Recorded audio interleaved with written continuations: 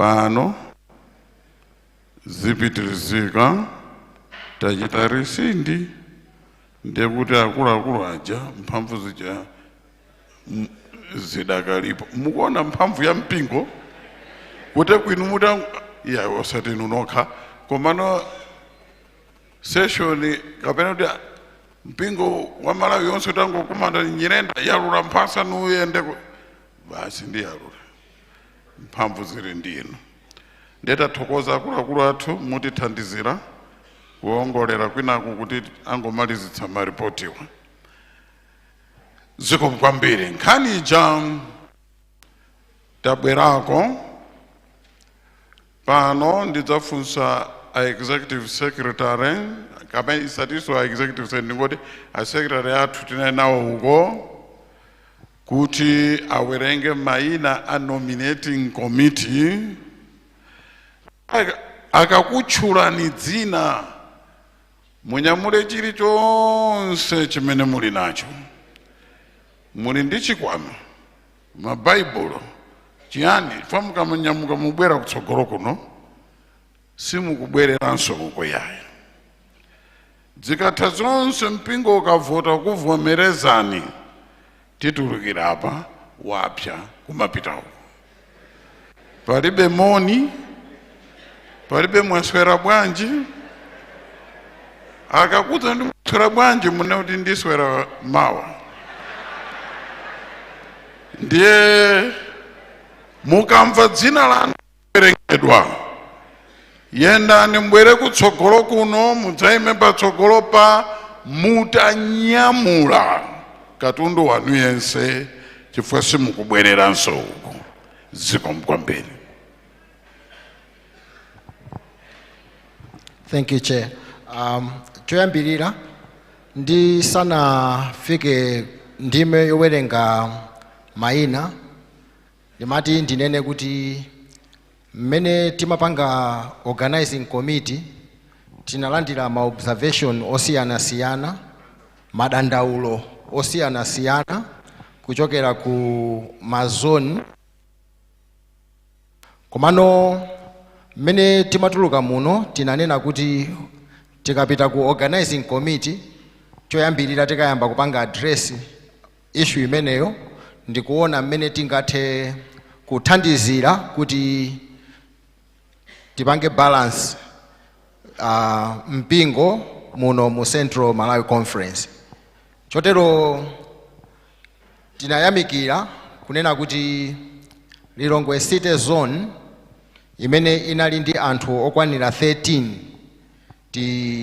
ndiye tinavotera kuchosa anthu awiri kumeneko, komanso kuchokera ku zone ya Dedza ya Nchewu Tsangano imene inali ndi abusa awiri tinayamikiranso kuchosa limodzi la abusa. Malo mwake tinayamikira kuwonjezera mu zone ya menemo ndi mmene tikanathera kuti no tipange address ma issues amene tinali nawo. Chotero mmene tikulengeza maina awa consideration yathu ndionena kuti mazone atakeza maina anthu amene ayamikiridwa ndi organizing committee kuti no akhale angano maina zibwera kutsogolo kuno mutanyamula katundu wanu yense. Mai Edrina Kadzakumanja, Bambo Kingsley Chaona, Pastor Ian Kapetsa, Mr. Timve Kadango, Mr. Isaac Chingo. Kasendewa Zone, Mr. Chisanzo Majawa, ndi Pastor Morgan Sato, Mr. Chisanzo Majawa, ndi Pastor Morgan Sato. Salima Zone, Chisomo Ngomba, Rita Lazal, Edward Misomali, ndi Pastor Peter Chibwato. Salima Zone, Chisomo Ngomba, Rita Lazal, Edward Misomali, ndi Pastor Peter Chibwato.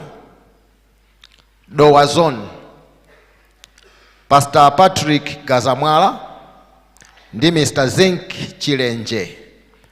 Pastor Patrick Gazamwala ndi Mr. Zink Chilenje. Dedza Zone, Pastor L.D. Banda, Mr. Chifundo Kalebe ndi Alumia Kazalira. Pastor L.D. Banda, Mr. Chifundo Kalebe ndi Alumia Kazalira kuchokera ku Dedza Zone. Tukupita ku zone ya Chantuma, tili ndi dzina la Pastor Macmillan Kudzala, Mr. Innocent Mushonga ndi Fides Lavulan. Pastor Macmillan Kudzala, Mr. Innocent Mushonga ndi Fides Lavulan. Mabuna Kambwana Zone, Pastor Mark Chimatula, Mr. Ben Masaje ndi Victoria Kandulo. Pastor Mark Chimatula, Mr. Ben Masache ndi Victoria Kandulo. Mchinji Nkanda Malombe Zone, Mrs. Gladys Mbendera, Mr. Roderick Piri ndi Pastor Davis Beans. Mchinji Nkanda Malombe Zone, Mrs. Gladys Mbendera, Mr. Roderick Piri ndi Pastor Davis Beans. Lilongwe City Zone, Mr. Derek Banda, Mr. Audrey Bande, Mr. Overton Jam, Mrs. Maggie Mpande, Mrs. Ruth Sabe, Mrs. Grace Gambi, Ms. Tiamike Milanzi, Mr. Brian Longwe. Pastor Olex Nsulira, Pastor Solomon Nalia ndi Pastor Wellington Tawata. Ndikubwerezanso maina ali Lilongwe City Zone. Mr. Derek Banda, Mr. Audrey Bande, Mr. Overton Jam, Mrs. Maggie Mpande, Mrs. Ruth Sabe, Mrs. Grace Gambi, Ms. Tiamike Milanzi, Mr. Brian Longwe. Pastor Olex Nsulira, Pastor Solomon Nalia ndi Pastor Wellington Tawata. Institutions, Mr. Dustin Chipezean. Institution, Mr. Dustin Chipezean. Publishing, Mai Mercy Kobwe ndi Bambo Emmanuel Nasho. Zikomo kwambiri maina anthu amene asankhidwa kupanga nominating committee imene ikasankhe anthu ogwira ntchito ndi amenewa ali kusogolo kuno. Monga mwamwambo wake ndikuyambisa kuti no maina amene ali kusogolo kuno avomerezedwe ndi kupanga nominating committee monga mwa constitution ya Central Malawi Conference. I so move, Chair. Ayambitsa auvomerezana nawo zikomo kwambiri. Iya sinati nosekayi koma kugwirizana nazo. Zikomo kwambiri. Alipo amene ali ndi chotsutsa. Tionena.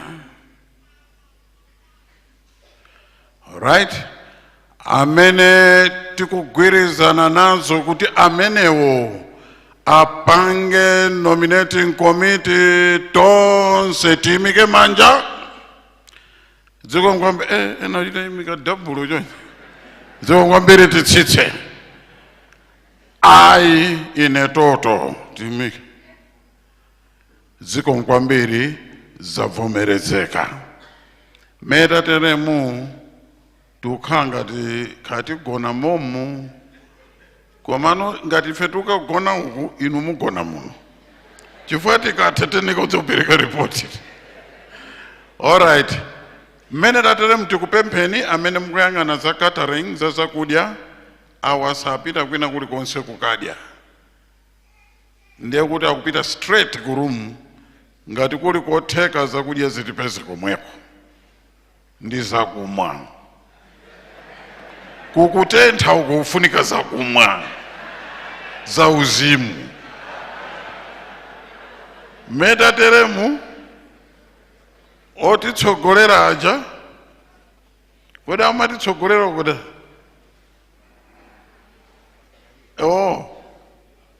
aubwera sinauze kuti atuluke ndionekaye otitsogolera faka mboyima panjapo sizikhala msobwino alandira moni panjapo bwanji ambuya akhale nanu.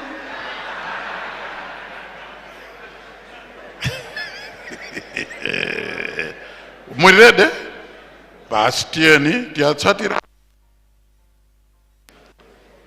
tieni pepani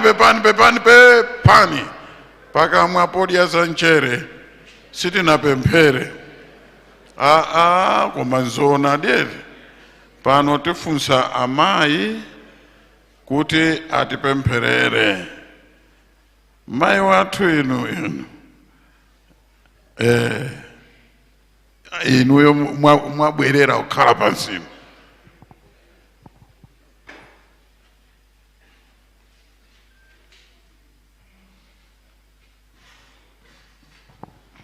Tipemphere. Olemekezeka Atate Mulungu okhala kumwamba, ife ana anu akapolo anu ndi adzakazi anu tili m'nyumba ino kupitiriza ntchito imene munatisiyira. Tikulakalaka Yehova Central Malawi Conference ikakhale conference yamphamvu, conference yodzazidwa ndi uzimu.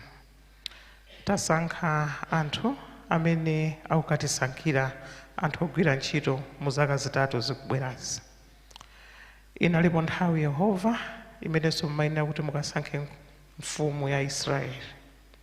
Zinalipo ziphona zimene zimabwera pamaso pa Samuel, koma inu Mulungu wakumwamba munakasankha Davide monga mmene munamuonera Davide kuti angathe kutsogolera mtundu wanu. Tikuwapereka m'manja mwanu akamuna awa ndi amayi awa, muadzaze ndi Mzimu Woyera. Ngati alipo wina pakati pa iwowa amene Mulungu wakumwamba wapita ndi maganizo ena osiyana ndi inu, tikupempha Yehova maganizo amenewo mukalepheretse. Mpingo wonse tinacho chiyang'aniro kuti potuluka kwa kumeneko kubwera zotsatira zimene aliyense adzavomereza kuti inu Mulungu munalipo, Mzimu wanu Woyera unatsogolera.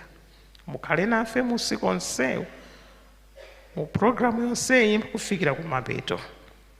Chifukwa cha Yesu Khristu mpulumutsi wathu wa moyo tazipempha izonse.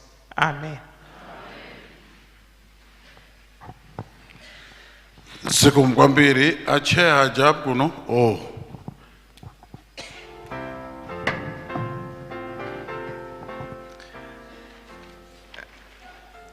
Tathokoza.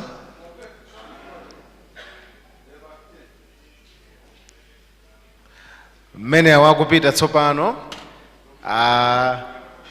tipitirira ndi maripoti, ndiye potsatira kubwezeretsedwa kwa komiti imene anachita dissolve, ndiye kuti akabwera a director kupanga report, a executive secretary Abutaka akhala akupitiriza muja amachitira muja. Kwa pakati pathu ndi gulu loyimba tsopano Reviving Hearts. Mukanalipo kuchokera kwa Kaphiri mulipo? Tayimikani manja. Reviving Hearts tabwera kutsogolo kuno mutipatse nyimbo ziwiri pamene tikufuna tichite transition tipitirire ndi maripoti athu. Ripoti lotsatira likhala la stewardship kuchokera kwa director a stewardship amene ndi Abusa Abowa. Tabwerani a Reviving Hearts mutipatse nyimbo ziwiri mmene tikukhazikika kuti lowenso mugawo. Ayi kukudya tu tikumalengeza akukichina chakadzatiuza kuti kuli rede, ndeni nafunsa posachedwa apa amati sikuli rede, koma kukangokhala rede tinyamuka tikadya.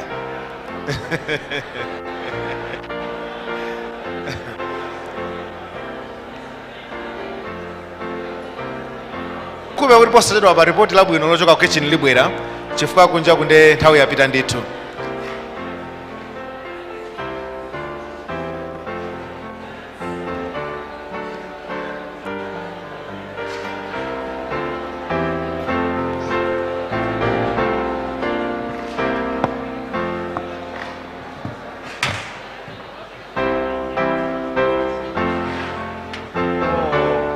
Reviving Hubs yachokera ku Kapiri konkuno ku Nchinji, atitumikira mu nyimbo, atipatsa nyimbo ziwiri, kenako tiona kuti chochitika chathu chotsatira chikhala chani akamaliza Reviving Hubs.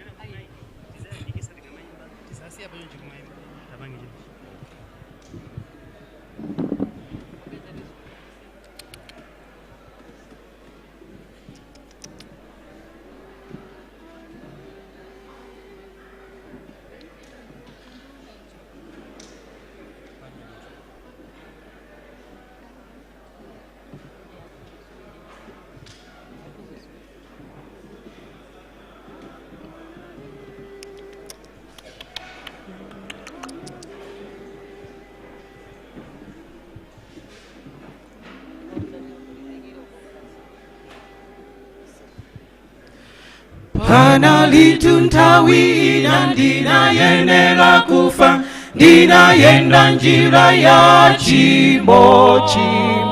Yesu nandikula tsono ndalekana ndi chimo, poyitana ndidzakhala naye.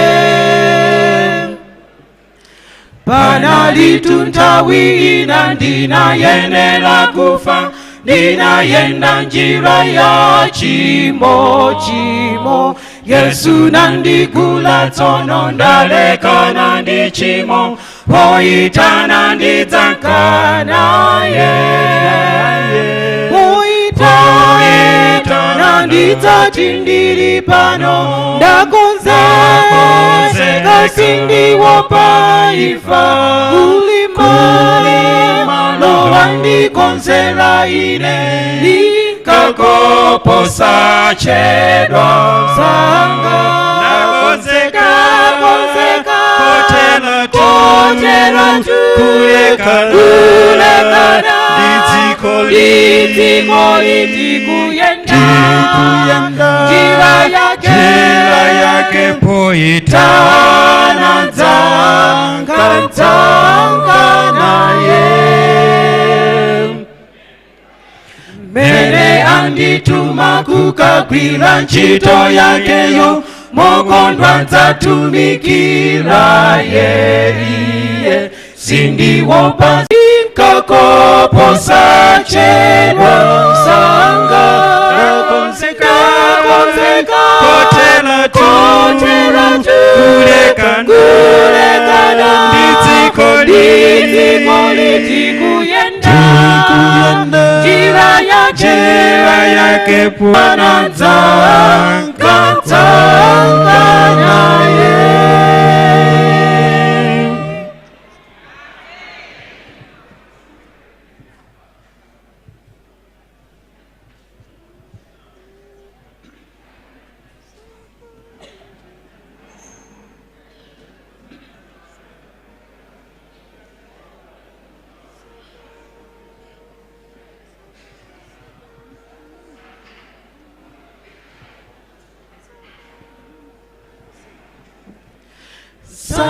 Sakane ntchito ya Mulungu wanuyo, mupite komwe komweko afuna iyeyo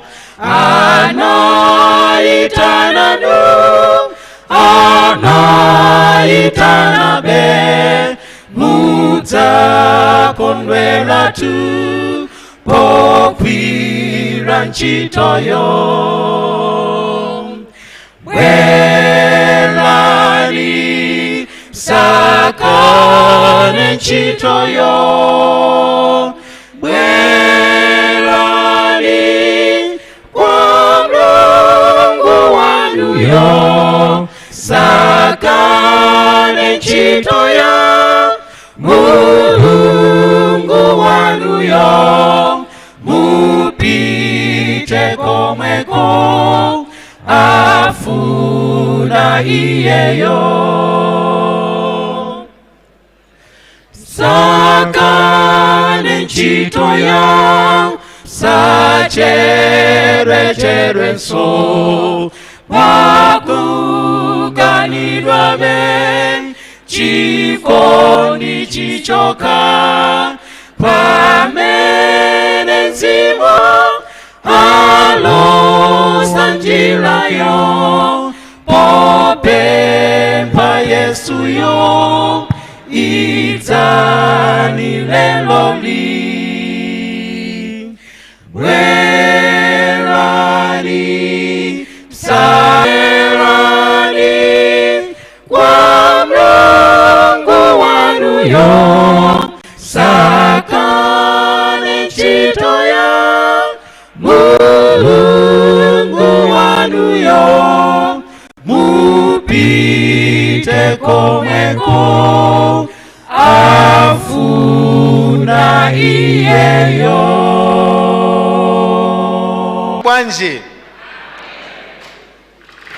zochitika zathu madzulo ano zikupitirira maganizo kuti leroli